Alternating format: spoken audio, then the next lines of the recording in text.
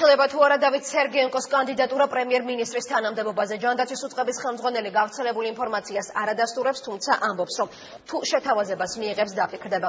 განცხადება ჯანდაცვის მინისტრმა ცოტა ხნის წინ მედიასთან მიმდინარე შეხვედრაზე გააკეთა. ამავე შეხვედრაზე ჟურნალისტებმა დავით სერგეენკოს რესპუბლიკურ საავადმყოფოზეც კითხეს.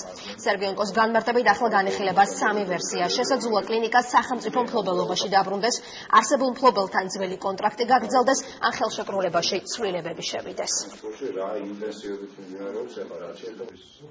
ამაზე კონსულტაციები აქტიურ ფაზაში არ არის შესული, იმიტომ რომ მოგეხსენებათ, აი სულ რაღაც 4 დღეში ველოდებით საპრეზიდენტო არჩევნებს ხარ. რაც შეეხება თქვენ კითხვას, მე შეიძლება მიხილვენ თუ არა ამაზე. ნელი საქმეა, იცით, ჯანდაცვის მინისტრობაც არ ყოფილა ჩემი ბავშვობის ოცნება. მე შემიძლია ცალსახად გითხრათ, რომ ვცდილობ, რომ პასუხისმგებლობით მოვეკიდო იმ მოვალეობებს, რაც შეიძლება დროის იმ მონაკვეთში ქვეყნისთვის აუცილებელი იყოს.